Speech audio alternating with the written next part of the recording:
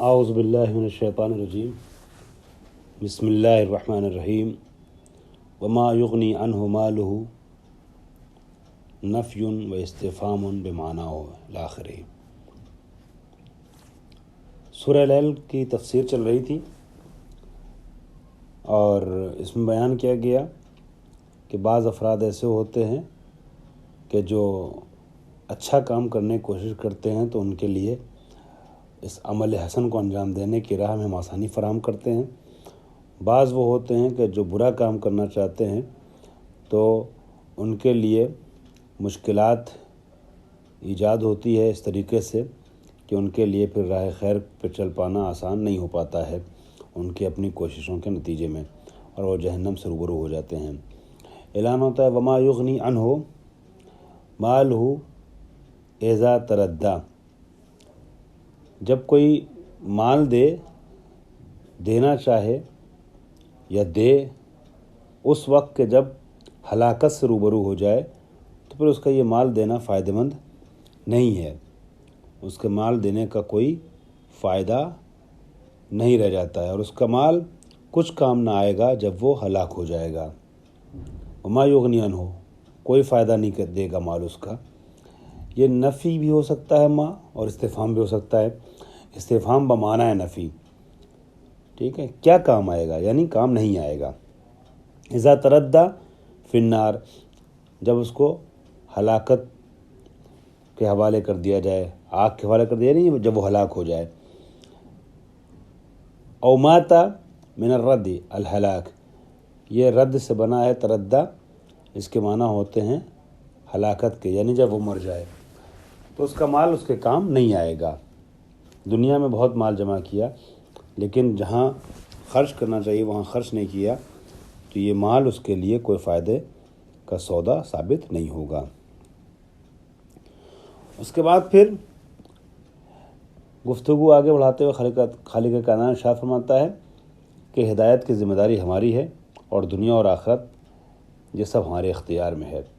ان علینا بمقتضی عدلنا للہدی، بے شک ہماری عدالت کے تقاضے کے مطابق ہدایت کی ذمہ داری ہماری ہے۔ الی الحق ببعث الرسول، حق کی طرف ہدایت کرانا، ہدایت کرنا بندوں کی، یہ ہماری ذمہ داری ہے۔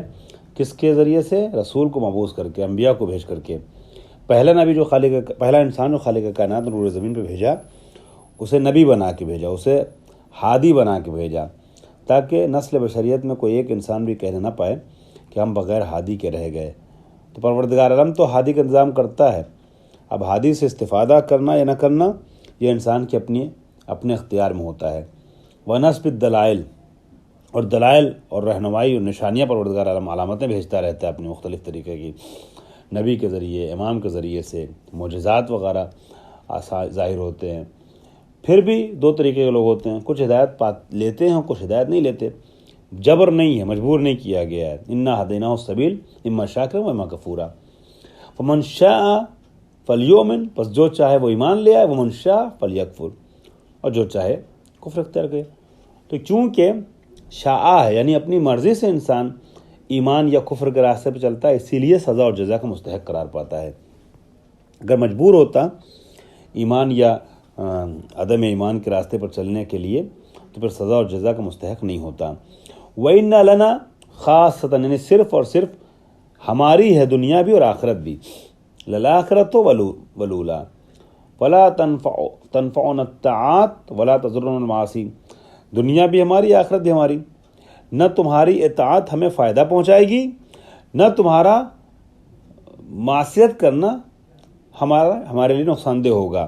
ہمیں فائدہ اور نقصان نہیں پہنچے گا، لیکن ہاں اطاعت کرنے کے نتیجے میں تمہیں فائدہ ہوگا، اطاعت نہ کرنے کے نتیجے میں، معاصی انجام دینے کے نتیجے میں تمہارا نقصان ہوگا۔ فَأَنذَرْتُكُمْ نَارًا تَلَظَّىٰ، اب ہم تم کو ڈراتے ہیں کس آگ سے؟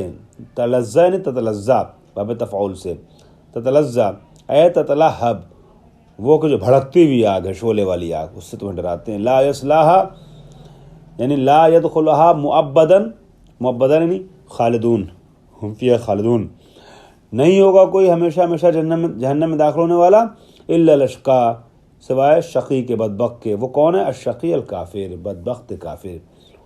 چونکہ یہ معبدہ اس لیے کہا ہے کہ بعض روایت کے مطابق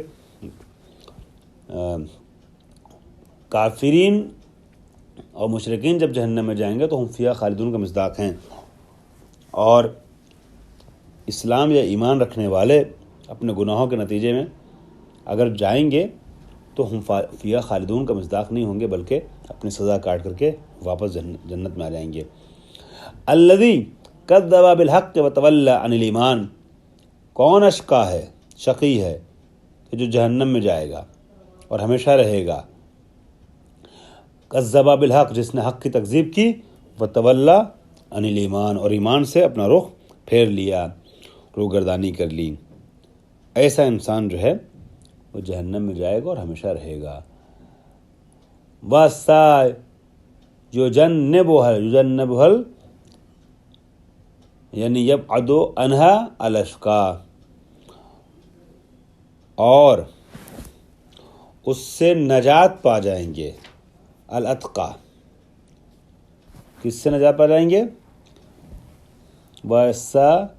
یجنبها الاتقا، اتقا تقی سے بنا ہے، تقوی سے بنا ہے، بچا لیا جائے گا، نجات پا جائیں گے، یبعد عنہا، دور ہو جائیں گے جہنم سے۔ کون لوگ؟ وہ لوگ جو تقی ہیں۔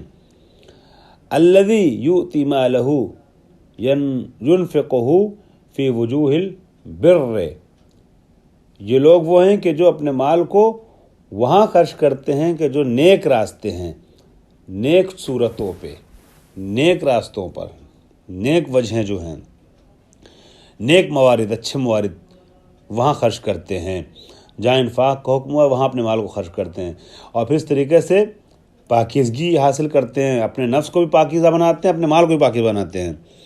یتزکیٰ یعنی یطلب ان یکون ذاکرا عند اللہ، صحیح مورد پر، صحیح جگہ پہ مال خرچ کر کے، انفاق کر کے طلب کرتے ہیں اس چیز کو کہ اللہ کے نزدیک ذاکی ہو جائیں، یعنی صاف ستھرے اور پاک ہو جائیں، اللہ کے نزدیک محبوب ہو جائیں۔ وما لأحد عنده من نعمت تجزا فیجعل ما انفق مجازاتا لها، اور کوئی بھی ایسا نہیں ہے، اعلان ہوتا ہے کہ جبکہ اس کے پاس کسی کا کوئی احسان نہیں ہے جس کی جزا دی جائے، یعنی کوئی اللہ کے پاس ادھار نہیں اپنا رکھتا ہے کہ اللہ سے نیکی کرنے کے بعد میں طلبگار ہو، یا خرچ کرنے کے بعد میں طلبگار ہو۔ اگر تم خرچ کر رہے ہو تو یہ جان لو کہ اللہ کی خوشنودی کے حصول کے لیے اگر کرو گے، نیت تمہاری خالص ہے تب تو ٹھیک ہے، جزا ملے گی، ورنہ پھر جزا کے مستحق نہیں ہوگے۔ الا لیکن انفقا، مگر وہ کہ جس نے انفاق کیا، ابتغاء وجہ ربہ العالی، اپنے رب اعلیٰ کے چہرے یعنی اس کی مرضی کے حصول کے لیے، اے طلبہ رضا ہو و ثوابہ، کہ جو خرچ کرے اللہ کے رضا کو حاصل کرنے کے لیے اور اللہ کے ثواب کو، اللہ سے ثواب کو حاصل کرنے کے لیے۔ اس کے بعد ارشاد ہوتا ہے وَلَسَوْفَ يَرْضَىٰ بِمَا يُعْطِيهِ مِنَ الثَّوَابِ، اور اللہ قریب راضی ہو جائے گا۔ کس طریقے سے اس کی رضا کا پتہ چلے گا؟ اس طریقے سے کہ وہ ثواب عطا کرے گا، بِمَا يُعْطِيهِ مِنَ الثَّوَابِ، ثواب عطا کر کے اپنی رضایت کا اظہار کرے گا۔ ایک بار ترجمہ دیکھ لیجئے گا، وَاللَّيْلِ إِذَا يَغْشَىٰ، میں ریپیٹ کر رہا ہوں اگرچہ مختصر تفسیر میں بتا چکا ہوں، پھر بھی رات کی قسم وہ جب وہ دن کو ڈھانپ لے، اور دن کی قسم جب وہ چمک جائے، اذا تجلی، وما خلق الذکر والانثی ان سعیکم لشتی، اور اس کی قسم جس نے مرد اور عورت کو پیدا کیا، بے شک تمہاری کوششیں مختلف قسم کی ہیں۔ پھر جس نے مال عطا کیا اور تقوی اختیار کیا اور نیکی کی تصدیق کی تو اس کے لیے ہم آسانی کا انتظام کر دیں گے۔ سنیسرہ للعسریٰ، وَأَمَّا مَنْ بَخِلَ وَاسْتَغْنَى وَكَذَّبَ بِالْحُسْنَى فَسَنُيَسِّرُهُ لِلْعُسْرَىٰ، اور جس نے بخل کیا اور لاپرواہی کی اور نیکی کو جھٹلایا، اس کے لیے سختی کی راہ ہموار کر دیں گے، اور اس کا مال کچھ کام نہ آئے گا جب وہ ہلاک ہو جائے گا۔ وما یغنی عنہ مالہ اذا تردی ان علینا للہدی وانا لنا للآخرۃ والاولی۔ ارشاد ہوتا ہے اور بے شک ہدایت کی ذمہ داری ہماری ہے اور دنیا و آخرت کا اختیار ہمارے ہاتھوں میں ہے۔ تو ہم نے تمہیں بھڑکتی ہوئی آگ سے ڈرایا، یعنی ہم ڈرا رہے ہیں تمہیں بھڑکتی ہوئی آگ سے۔ فانذرتکم نارا تلظی لا یصلاھا الا الاشقی الذی کذب وتولی، جس میں کوئی نہ جائے گا سوائے بدبخت شخص کے، شقی شخص کے، جس نے جھٹلایا اور منہ پھیر لیا ایمان سے اور دین سے، اور اس سے عنقریب صاحب تقوی کو محفوظ رکھا جائے گا۔ چونکہ سیجنب الاشقی ہے، سین آیا ہے اس لیے عنقریب کا معنی کیا جا رہا ہے، چونکہ سین جو ہے وہ مستقبل قریب کو سمجھاتا ہے۔ اور قرآن نے کئی جگہ پر قیامت کے لیے قریب کا استعمال کیا ہے، اقتربت الساعہ جیسے۔ جو اپنے مال کو دے کر پاکیزگی کا اہتمام کرتا ہے، ایسے انسان کو بچا لیا جائے گا جہنم سے، جبکہ اس کے پاس کسی کا کوئی احسان نہیں ہے جس کی جزا دی جائے، سوائے یہ کہ وہ خدا بزرگ کی مرضی کا طلبگار ہے اور عنقریب وہ راضی ہو جائے گا۔ اب آ رہی والضحیٰ واللیل اذا سجیٰ کو ذرا دیکھ لیتے ہیں۔ بسم اللہ الرحمن الرحیم، اگلا سورہ۔ والضحیٰ صدر النہار و کلہ، ضحیٰ کیا ہے؟ دن کا ابتدائی حصہ یا پورے کا پورا، اور ضحیٰ کا ایک مفہوم یہ پیش کیا گیا وقت چاشت، یعنی نہ بالکل صبح نہ زوال اور صبح کے بیچ کے وقت، اسے وقت ضحیٰ کہتے ہیں۔ واللیل اذا سجا، یہ بھی گزشتہ سوروں سے مشابہ مفہوم پر مشتمل سورہ ہے مگر الگ بلاغتوں کے ساتھ۔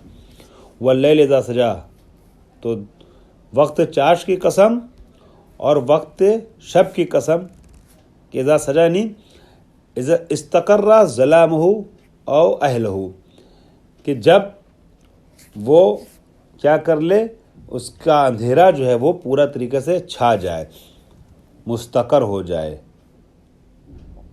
اور رات کی قسم جب وہ چیزوں کی پردہ پوشی کر لے، یعنی چاہے رات خود اندھیری ہو جائے، چاہے لوگوں کو او اہلہ یعنی رات بسر کرنے والوں کو اندھیرے میں اپنے چھپا لے۔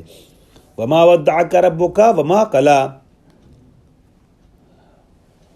کہ اے نبی آپ کے رب نے آپ کو تنہا نہیں چھوڑا اور نہ آپ سے ناراض ہوا، یعنی آپ سے گلا و شکوہ ہوا۔ ما ترکک، آپ کو چھوڑا نہیں اکیلا، وما قلی یعنی ما ابغضک، آپ کے اوپر آپ سے ناراض نہیں ہوا اللہ۔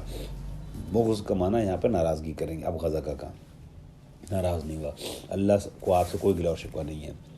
وَلَسَوْفَ يُعْطِيكَ رَبُّكَ فَتَرْضَىٰ، اور ان قریب آپ کا رب آپ کو اتنا دے گا کہ آپ راضی ہو جائیے۔ مِنَ الْخَيْرِ مَا لَمْ يُعْلَمْ كُنْهُ، خیر میں سے اتنا دے گا کہ جس کی حقیقت کسی کو پتہ نہیں، پوشیدہ ہے، اتنا عطا کرے گا۔ کیا دے گا؟ حقیقت اس کی مخفی ہے عام لوگوں پر۔ حذف المفعول الثانی للابہام والتعظیم، کیونکہ آتا یوتی دو مفعول ہی ہے تو کہا جا رہا ہے کہ مفعول ثانی یعنی کیا عطا کرے گا۔ یوتی کا ربو کا فاعل ہے، یوتی کا مفعول ایک مفعول، دوسرا مفعول کیا ہے، کیا عطا کرے گا، وہ محذوف ہے ابہام کے لیے یا تعظیم کے لیے کہ بہت عظیم چیز آپ کو عطا کرے گا۔ فترضیٰ بہ، کہ آپ اس سے راضی ہو جائیے۔ وآخر دعوانا ان الحمد للہ رب العالمین۔